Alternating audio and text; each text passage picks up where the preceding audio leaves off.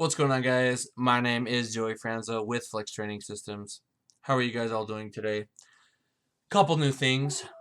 One, the Cavs won. So whether you like them or not, we're going to a game 5, which means more basketball, which means LeBron is not LeBron. The Cavs, Cleveland. Shout out to everybody from Cleveland, all one of you.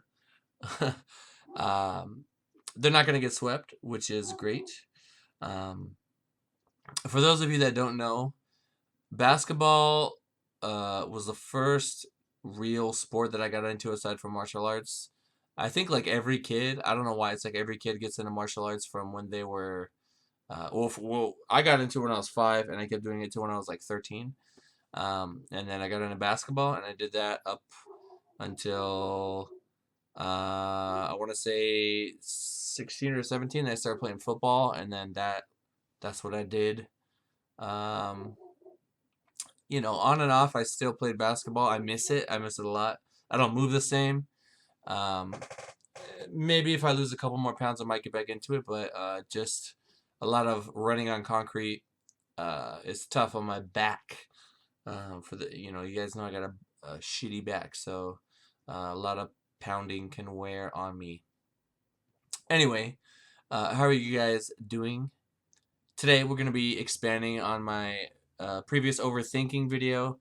If you guys saw by the title, just creating problems that don't exist is a very obviously detrimental thing, and hopefully I can use myself as an example to kind of show you guys where I was and where I am now, in terms of just mentally being able to cope with and understand um, why I'm going through what I'm going through, and to not let it affect me in the moment. And hopefully, I mean, you're not, you probably, I'll probably nudge you in the right direction with this video, but um, you're not gonna get it 100% like right away. It's just something that takes time, but I do think this video can definitely help. By the way, a lot of you guys have been tagging me. Um, and like you'll post a screenshot of yourself listening to my video and tagging me. I fucking love seeing that. Obviously the channel is growing. We're at 1,400 subs, so thank you guys so much, everybody that's been here. But uh like to see a real person on the other side of my voice, and actually getting a benefit from it, um it means a lot. And I want to keep just enriching the community, I guess you could say. Empowering you guys, and keeping it keeping it going forward. So, um, basically, when I was a younger lifter, I used to freak out whenever I wasn't feeling strong. Um, let's say I'm gonna give you the same scenario just in two different time frames, and talk about my mindset. So, when I first got introduced to singles,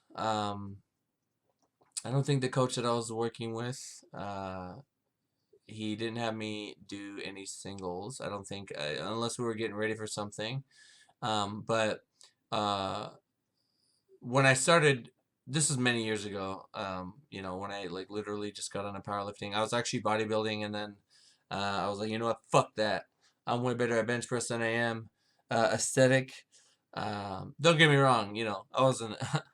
Joey Flex did all right for himself, but uh, the my bench, like just a gym bro, 365 bench at like 190 pounds. That's pretty good. And back then, when the standards were much less, now we have guys benching 500 at 93. But back then, there's only one or two of those guys out there like that. But you guys know what I mean. Um, got into powerlifting whenever I was having a tough training day, or what would really kill me is when we would test. We would have testing days, or days where we would specifically max out. And I remember this day I hit 520 on squat. This is like years ago. I was like sub 200 pounds. 500 on 520 on squat, and it was a grinder, like the grinder of grinders. But it was good. Like it was a legit lift. I failed 365. Like failed it. I thought I was gonna hit like 385, whatever. I didn't know shit about peaking. I didn't know shit about any of that stuff. Absolutely failed it, and my deadlift was horrible. It was like 485, and it was sumo, and it was not easy. So I felt I remember the scenario that we're going through, and now that I think about it, looking back, it's like everything was so wrong. Uh, you know, I love my coach at the time. He helped get me to where I am today. Just getting like pushing me in that direction. And I don't think I wouldn't change anything because it made me who I am today. But looking back, I see, you know, he used to say, "Oh, I think you do better fatigued." I think what he meant to say was I didn't need as much rest, uh, and I detrained a little bit, but actually I think I needed more rest. Um, and I was dieting at the same time, but it's all good because we learned from it. And that day really messed me up mentally. I felt like I was a failure, like I wasn't good enough, like I was gonna suck at my meat, and I had to cut weight for the meet too. Uh, I was like barely over 200 pounds. I was like right at 200 pounds, but he wanted me to do a water load anyway, and ended up fucking up my sodium. And then I was holding too much water, and then I had to go in the sauna because I couldn't get it out. I just it was a long, long time ago. First meet I ever did, and it fucked me up. I was thinking about a lot of different things. Um, But now when I go in and I have a single or I'm testing and I have a bad day, it doesn't bother me at all. I just I go in, see how I'm doing. Oh, I could potentially see why this is happening. All right, I'm gonna do my volume work and get out. That's it. Boom. Doesn't bother me at all. Every single meet day, my lifts show up. The only time my lifts were ever a little off was, at nationals, but I still went 9 for 9. I went 8 for 9 actually. I still PR'd my total. Actually, I matched my best total, but I PR'd some lifts, and I wasn't mad at all, considering coaching the entire time. But point being, now when I have a bad day, it does not bother me at all. At all. I feel nothing from it. It like I make note of it and I keep it moving. That's it. That's all you got to do. That's all you can do. If you have a coach, you communicate that to your coach. Be like, "Yo, coach, today was shit. But I know it's part of it. Ups and downs. We're gonna build from this. We're gonna keep it moving forward. That's it." And then, I mean, obviously, everybody goes through those streaks where they're just unstoppable. They're hitting PRs every single week. It's usually when you're bulking up. You recover from your workouts. You're doing a ton of volume, but it's not phasing you at all, and you're just smashing everything, and you're ascending. You're becoming the new lifter that you're developing into. You're eating more food. Everything feels good. Um, Eventually, it's gonna wear on you. That's the thing. When you're feeling good, just know that eventually you're gonna feel bad again. And when you feel bad, just know it's temporary and you're gonna feel good. It's a cycle. It's gonna happen again. And that's something that I've been making a point to tell people is, um, you know, I don't want to be like a downer or anything. It's like I'm glad that you had this good day. That's very good. But hey, this next block we're gonna be pushing it. We're gonna be hitting a lot more volume. We're gonna be doing this. I'm gonna add in this movement. Okay, it's gonna stress you in a way that you haven't been stressed before. So you might need a couple weeks to get it. And it's people will it's normal. It's normal. So, don't make up this issue that isn't there. Something to look for is if it's been like 2 months and you're just getting weaker and you take like time off and you rest and you deload and everything and you're still just getting weaker, something is going on and we need to, find out what it is. But usually it'll be like at the beginning of the week you're strong and towards the end of the week you're not as strong.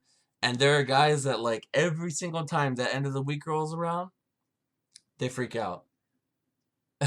And I just, got to be patient with them and tell them, you know what? Um, This is part of it. Sometimes it's at the end of each week. Sometimes it's at the end of the second, every 2 weeks, every 3 weeks. Sometimes it's once a month. You guys know Russell Orhe. Russell, if you're listening to this, I hope I said your last name wrong. Or right. Sorry. I hope I said your last name right. My bad. Um, the first, like, I want to say 3 weeks with me, he was just killing everything, killing it, killing it, killing it. That fourth week, bench, he was still, coming up, but squat was getting a little tough. That's perfectly fine. Um, I already knew what I was going to do with him the next block. It was going to be a little bit heavier and not so bad that first week. And it was going to be like overall a little bit less than what he's been doing volume wise. But this is all stuff he doesn't have to think about. I just, I know what I'm doing. He executes and we keep it moving. And, he had a PR. He had 585 on squat for five, which um, he had never done before. And I think, oh God, I think it was either 365 for five or 385 for three. But his everything's moving, and he pulled like 660. So I'm using him as an example. But he had those 3 good weeks. Then he had a kind of a tougher week.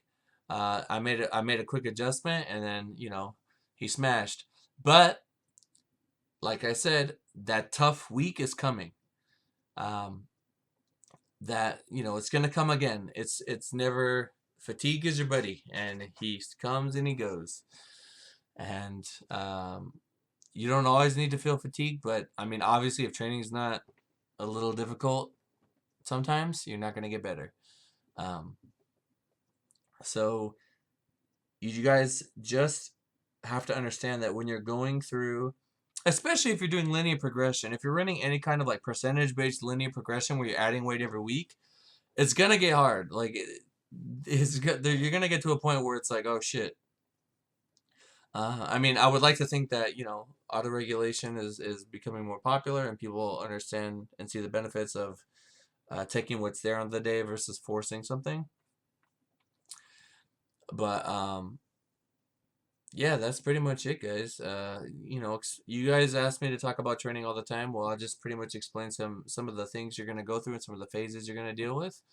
And when you do feel that fatigue, just know it's part of the process. Don't make up a problem. Don't start overthinking everything. Don't start looking at every little detail, every little variable, and trying to find out, what could it be? What could it be? Sometimes that helps. Sometimes I might point something out in the video and be like, hey, why aren't you squatting in heels? You know what I mean? Or why are you benching with your hands too close together? Oh, you're at a commercial gym? Oh, yeah, I forgot to tell you. The rings on that bar are going to be really narrow. Why didn't you tell me you're going to commercial gym? I don't know. You know what I mean? Sometimes it can be something small or that you don't have control over, and that's okay. We have to understand, and man, this could be a whole nother video. That powerlifting is a process. It's something that if you look at the year, I saw a coach the other day, they posted a graph, right? And the graph was the lifters' progress, like literally their total over years. And you see like kind of like up and downs, up and downs, up and downs, and then there was like a big dip, and then up and downs, up and downs, up and downs. But the trend overall was like upward. And that's what you want. It's over time though. It's not something that's like not even month to month. It can be. I try to keep it that way. I try to set expectations and goals for myself and my lifters. I mean, for myself, the timeline is way more spread out, and I have different goals right now. I'm obviously dieting and stuff. But you know, for lifters, uh, over the years, if you look at the guys that have been with me, 2014, 2015, 2016, 2017, they just keep coming up. And the cool thing about the USA Powerlifting database is you just type your name in and see every meet that you've done with a chart and everything. Um, so it's kind of cool. I mean, the meet is where it counts. That's where you're testing to standard, meet conditions and everything. And you can see that upward twend. If Tina's listening to this, she's gonna be dying right now, but I can't speak as of late. Upward trend over time, then you're good. That's what we want. Anyways, guys, I know this video might seem repetitive, but like I feel like I gotta keep saying it because you guys are gonna keep going through shit. The way YouTube's algorithm works, you gotta keep posting stuff. So I think it's good every now and then. I just had a feeling, I needed to make another video like this. So even if it only helped like one person, one measly person. You're not measly. None of you are measly. I love you all. You guys are all very um, the respect and love and just appreciation you guys show me keeps me moving. Keeps me moving. Alrighty, guys. Again, this is a new mic. I'm even using a new program to record this. So we'll see how it goes. Hopefully, it wasn't too bad. I do have a pretty hollow metal case next to my microphone, so there might be some of that going on. But yeah, guys, I hope you all have a good weekend. If you haven't already, go see Wonder Woman. And for those of you who have been fucking pestering me, we're gonna get a podcast going on here. I think I already know my first guest. Um, it's either gonna be just me by myself, or I'm gonna have someone very specific who has something big coming up that you guys all know and love coming on. Um, but I'll let you know. Got this fancy schmancy mic, and now we just need to get the. I need to find a way to record, Skype and or Google Hangout. I think Google has it built in, so I'll probably take advantage of that. Thank you guys so much for listening. Go ahead and drop a like if you got something from it, and I'll talk to you in the next one.